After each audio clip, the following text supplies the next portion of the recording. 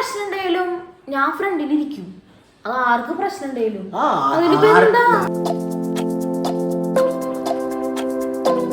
Hello welcome to channel ഡീസ blogs. ഇന്നത്തെ video എന്ന് പറഞ്ഞാല് കുറച്ച് കാര്യങ്ങൾ പറയാനാണ്. വേറെ ഒന്നല്ല, നമ്മൾ കഴിഞ്ഞ വീഡിയോയില് അപ്പച്ചന്റെ ഒരു കൈ ഇതാന്ന് പറഞ്ഞിട്ടുണ്ടായിരുന്നില്ലേ, അതിന്റെ ഡീറ്റെയിൽ ആയിട്ടൊരു കാര്യം പറയാൻ വേണ്ടിയിട്ടാണ്. വേറെ ഒന്നല്ല, അപ്പച്ചന് സർജറി വേണമെന്ന് പറഞ്ഞു ഡോക്ടർ. അതായത് നമ്മുടെ ഞാൻ ആദ്യം എന്താ ഉണ്ടായെന്ന് ഞാൻ പറയാം അല്ലേ. അപ്പോൾ അന്ന് വീണ സമയത്ത് സംഭവം ഉണ്ടായെന്ന് വെച്ച് കഴിഞ്ഞാല് ഹസി ബേബിയും ആദം ബേബിയും അവിടെ കളിക്കായിരുന്നു. ആദം ബേബിയാണോ ഹസി ബേബിയും ആദം ബേബി മൂത്രം ഒഴിച്ചു. അതിൽ കൂടെ ഹസി ബേബി ഓടി. ഇവനാണെങ്കിൽ ഒരു ബെല്ലും ബ്രേക്കില്ലാണ്ട് ഒറ്റ ഓടി ഓടിപ്പോ വീണു. ഞാൻ തലടിച്ച് ബാക്കിലേക്ക് വീണു. അത് വീണപ്പോ തന്നെ ഓടി ചെന്ന് അപ്പച്ചനെ എടുക്കാൻ വേണ്ടി ഓടി ചെന്ന് അപ്പച്ചൻ ചെന്നതാ. ഞാൻ ആദ്യം ഓടിച്ചെന്നു, എന്നിട്ട് ഞാൻ അവനെ എടുത്തു. അപ്പോഴേക്കും അപ്പച്ചൻ ഓടി വന്നു. പക്ഷെ അപ്പച്ചൻ വീണു. അപ്പച്ചൻ വീണത് കൈ ഇടിച്ചു. ലെഫ്റ്റ് സൈഡിലേക്ക് വീണു.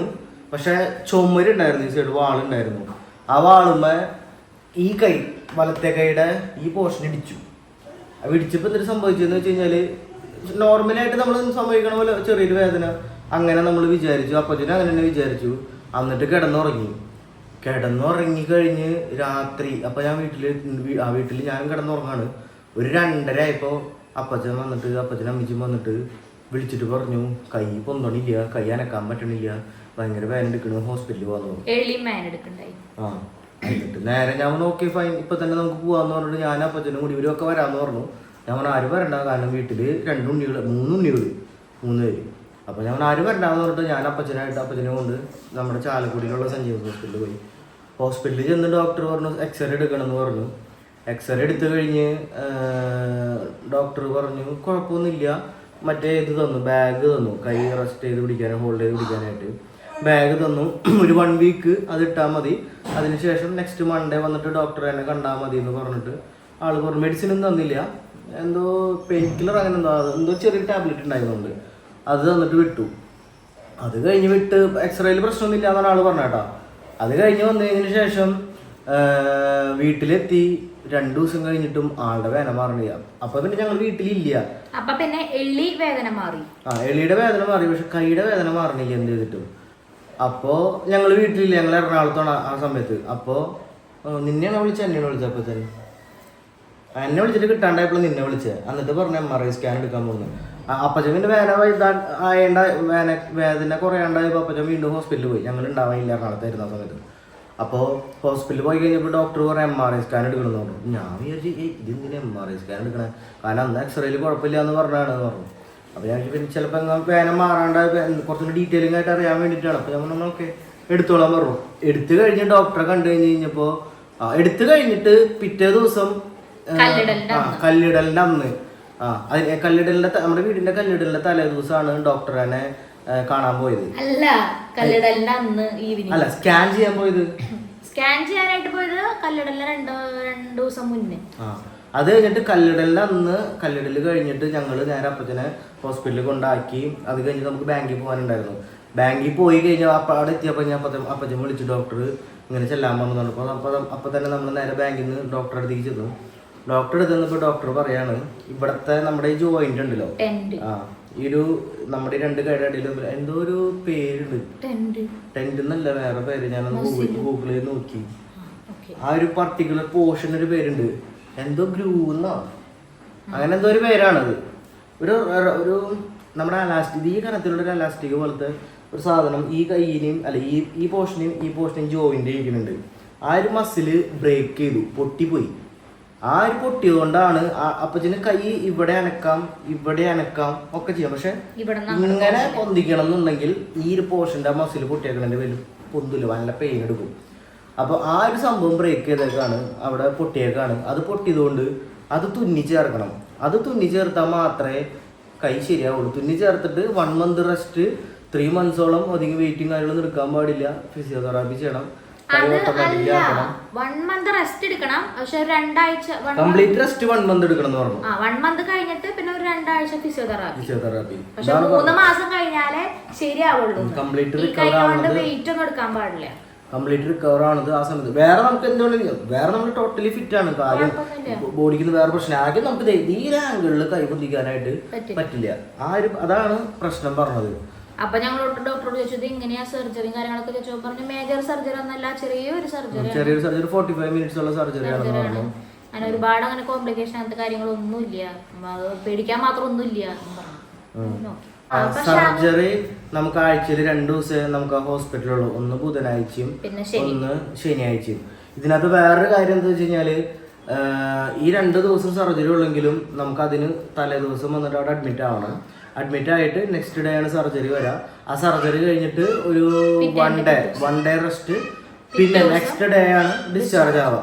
ദാറ്റ് മീൻസ് ഇപ്പോൾ ഫ്രൈഡേ ആണ് നമ്മൾ ചെയ്യണമെന്നുണ്ടെങ്കിൽ Friday, Saturday, Sunday, Monday 4 days നമ്മളവിടെ നിൽക്കേണ്ടി വരും. അതിനുശേഷമാണ് നമുക്ക് അവിടുത്തെ ലീവ് ചെയ്യാനായിട്ട് പറ്റുള്ളൂ. അപ്പോൾ വേറെ കാര്യം എന്ന് വെച്ച് കഴിഞ്ഞാൽ അപ്പച്ചൻ്റെ അടുത്ത് ഡോക്ടർ ചോദിച്ചു ഷുഗർ ഉണ്ടോ അപ്പച്ചൻ? യെസ് ഉണ്ട്. പ്രഷർ ഉണ്ടോ? പ്രഷർ ഉണ്ട്. കൊളസ്ട്രോൾ ഉണ്ടോ? കൊളസ്ട്രോൾ ഇല്ലേ? കൊളസ്ട്രോൾ ഉണ്ട്. പിന്നെ ഡോക്ടർ കാഷ്വലായിട്ട് പറഞ്ഞു ചോദിച്ചാൽ രക്തം കട്ട പിടിക്കാണ്ടിരിക്കാനുള്ള മരുന്ന് കഴിക്കുന്നുണ്ട്. അപ്പോൾ അപ്പച്ചൻ അതുണ്ട്. ഡോക്ടർ ശരിക്കും വണ്ടറായി. പിന്നെ വേറൊരു കേസ്, അന്ന് നമ്മള് മറ്റേ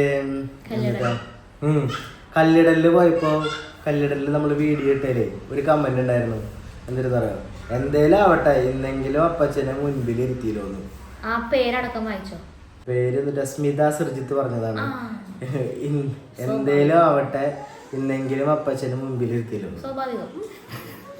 ഭയങ്കര സന്തോഷമായിരുന്നോണ്ട് ആ ചേച്ചിക്ക് അപ്പച്ചനെ മുൻപിൽ ഇരുത്തിയോണ്ട്. എന്നിട്ടൊക്കെ ഇതിനൊക്കെ മറുപടികളൊക്കെ എന്നിട്ട് പറയാ ഞാൻ ആലോചിക്കണേ. അവര് വിചാരിച്ച ചിലപ്പോ കൈ ഇങ്ങനെ അതിന്റെ പേരിൽ ഫ്രണ്ടിൽ ഇരുത്തിയതാ, അങ്ങനെ ആയിരിക്കും കൈ ഫ്രണ്ട്. അത് ഏറ്റവും ബെറ്റർ ബാക്കിലിരിക്കണതാ. അതെ, സീറ്റ് ബെൽറ്റ് ഇടാണ്ട് ബാക്കിലിരിക്കണത് ഏറ്റവും നല്ലത്. ഇത് അപ്പച്ചനാ ബുദ്ധിമുട്ട്, സീറ്റ് ബെൽറ്റ് ഇട്ട് ഫ്രണ്ടിൽ. ഇതിപ്പോ നോർമലി അപ്പച്ചൻ ഫ്രണ്ടിൽ ഇരുന്നിട്ട് മുൻപൊക്കെ അപ്പച്ചൻ ഫ്രണ്ടിൽ ഇരുന്നിട്ട് ഇവിടെ ബാക്കിലാണ് ഇരിക്കണേ. കൈ ഒടിഞ്ഞതിന് ശേഷമാണ് ഇവള് ഫ്രണ്ടിലിരിക്കണ, അപ്പച്ചൻ ബാക്കിലിരിക്കണമെങ്കിൽ പറയും ഇന്നെങ്കിൽ അപ്പച്ചനെ ഒന്ന് ബാക്കിൽ ഇരുത്തിക്കൂടെ, കൈ ഒടിഞ്ഞിരിക്കല്ലേ ഇത് പറയും. ഈ പറയണവര് നേരെ തിരിച്ചും പറയും, എങ്ങനെ വേണമെങ്കിലും പറയും. ഇറ്റ്സ് നോർമൽ അല്ലേ?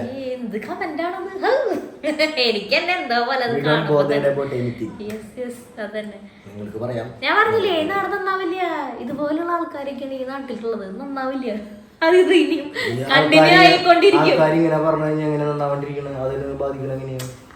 ഇതേ സ്വഭാവമുള്ള ആളുകളുണ്ടല്ലോ കൊറേ. എല്ലാ സ്വഭാവമുള്ള എല്ലാവരും നല്ലവരായിരിക്കില്ല. അവരുടെ തന്നെ മക്കളും മറ്റേ ആൾക്കാരും പേരക്കുട്ടികളൊക്കെ ഉണ്ടല്ലോ. അപ്പൊ എന്തെങ്കിലും ആയിക്കോട്ടെ. കണ്ടപ്പോ ഒരു കാര്യം പറയുന്നത്, വണ്ടി അതൊക്കെ ഓരോരുത്തരും ഇഷ്ടമാണ്. ചിലപ്പോൾ പുന്നൂസ് ഫ്രണ്ടിലിരിക്കും, ചിലപ്പോൾ അല്ല അപ്പച്ചൻ കയറുന്ന സമയത്ത് കൂടുതലും അപ്പച്ചനെ ഫ്രണ്ടിൽ തന്നെ ഇരുത്താറ്. പിന്നെ അല്ല എനിക്കറിയാം ഇവളങ്ങനെ പറയാറ്, അപ്പച്ചനായിട്ട് എങ്ങടെയും പോകണ്ടെന്നുണ്ടെങ്കിൽ പുന്നൂസ് ബാക്കിലിരിക്കും, അപ്പച്ചനെ ഫ്രണ്ടിലാണ് ഇരുത്താറ്. പക്ഷെ ചില ദിവസങ്ങളിൽ അപ്പച്ചൻ പറയും അപ്പച്ചൻ ബാക്കിലിരിക്കണെന്ന് പറയും, ഫ്രണ്ടിലിരിക്കും, അത്രേ ഉള്ളൂ. പക്ഷെ ഇനിയിപ്പോ അപ്പച്ചൻ ബാക്കിൽ ഇരുന്ന് കഴിഞ്ഞാല് അപ്പച്ചൻ ഫ്രണ്ടിൽ ഇരുന്ന് കഴിഞ്ഞാല് ഞങ്ങളുടെ വീട്ടിലുള്ള ആർക്കും അതൊരു പ്രശ്നമേ അല്ല. അല്ല, ആർക്ക് പ്രശ്നം ഉണ്ടെങ്കിലും ഞാൻ ഫ്രണ്ടിലിരിക്കും. അത് ആർക്ക് പ്രശ്നം ഉണ്ടെങ്കിലും ഞങ്ങളുടെ വീട്ടിലെ ആർക്കും അതൊരു പ്രശ്നമല്ല. ഫ്രണ്ടിൽ ഇരിക്കണ ബാക്കിൽ ഇരിക്കണത്, ഇവൾക്കാണെങ്കിലും ഫ്രണ്ടിൽ ഇരിക്കാനും ബാക്കിലാണ് ഒരു പ്രശ്നമില്ല. ഇപ്പൊ ഞാനിപ്പോ ഞങ്ങൾ രണ്ടുപേരും പോകുമ്പോ തന്നെ ഞാനും ഡ്രൈവറിന്റെ പോലെ ഫ്രണ്ടിലിരിക്കാറ്. എനിക്കിഷ്ടമല്ല ഫ്രണ്ടിലിരിക്കാനായിട്ട്. എനിക്കിഷ്ടമുള്ള സമയത്ത് ഞാൻ ഫ്രണ്ടിലിരിക്കും, എനിക്കിഷ്ടമുള്ള സമയത്ത് ഞാൻ ബാക്കിൽ. അത്രേ ഉള്ളൂ. അതിനിപ്പോ എന്താ? അത്രയ്ക്കുള്ളൂ. അപ്പൊ അത്രയ്ക്കുള്ളൂ, വേറെ പ്രത്യേകിച്ച് കാര്യങ്ങളൊന്നും പറയാൻ നിൽക്കില്ല. അപ്പൊ ഈ ഒരു കാര്യം ഡീറ്റെയിൽ ആയിട്ട് അന്ന് പറഞ്ഞില്ല. അന്ന് കല്ലിടലിന്റെ ഒന്നാമത് നമുക്ക് സമയം ഉണ്ടായിരുന്നില്ല. പിന്നെ ഉണ്ടായിരുന്നു മറ്റേ മറ്റേ നമ്മുടെ കല്ലിടലല്ല, അതിന് മുന്നുള്ള കുറ്റടിയുടെ കമന്റ് ഉണ്ടായിരുന്നു. അപ്പച്ചന് ഇങ്ങനെ ആയിരിക്കുമ്പോ തന്നെ കുറ്റി അടിക്കണോന്ന്. കാരണം കുറ്റടിയുടെ തലേ ദിവസമാണ് ഇത് ഉണ്ടാവണത്. അപ്പൊ കുറ്റടി പിന്നെ നമുക്ക് മാറ്റി വെക്കേണ്ട ആവശ്യം. എനിക്ക് ഓർമ്മയുണ്ട്. കാരണം വെച്ച് കഴിഞ്ഞാല് ഇപ്പൊ ഫോർ എക്സാമ്പിൾ ഒരു മൺഡേ ആയിരുന്നു കുറ്റിയടിയില്. അല്ല, 9-ാം തീയതി കുറ്റിയടി, ബുധനാഴ്ച കുറ്റിയടി. ബുധനാഴ്ച കുറ്റിയടിക്കല് രാവിലെ എത്ര മണിക്ക്? 8:30ക്ക്. ഈ ആക്സിഡന്റ് സംഭവിച്ചത് ചൊവ്വാഴ്ച രാത്രി 8:30-9 മണിയായപ്പോഴാണ് സംഭവിച്ചത്. 10 മണിയാണ് സംഭവിച്ചത്. എന്നിട്ട് ബുധനാഴ്ച പുലർച്ചെ 2 മണി 2:30 ഞാൻ ഹോസ്പിറ്റലിൽ കൊണ്ടുപോയത്. ആ ഒരു ടൈമിന്റെ ഇടയിൽ ആണ് സംഭവിച്ചേക്കണത്. ഇതൊക്കെ അപ്പോഴേക്കും സെറ്റ് ചെയ്ത് രാവിലെ തന്നെ അച്ഛനല്ല വീട്ടുകാരാണെങ്കിലും പണിക്കാരാണെങ്കിലും എല്ലാവരും വരും. ഇത് അതിന് മാത്രം മാറ്റി വെക്കേണ്ടതായിട്ടുള്ള ഇഷ്യൂ ഇല്ല. അതുകൊണ്ടാണ് നമ്മളത് വെച്ചത്. അത് ആളുകൾ പറഞ്ഞു, നിങ്ങൾ പറയാനുള്ളവർ പറഞ്ഞു. ഞങ്ങളെക്കാളും കൂടുതൽ കൺസേൺ ആണ് അത്. അല്ല, ഒരു കുറച്ച് ആൾക്കാർ മാത്രമല്ല, എല്ലാവരല്ല. അപ്പൊ അതുകൊണ്ടാണ്, അതല്ലാതെ വേറെ ഒന്നും കൊണ്ടല്ല.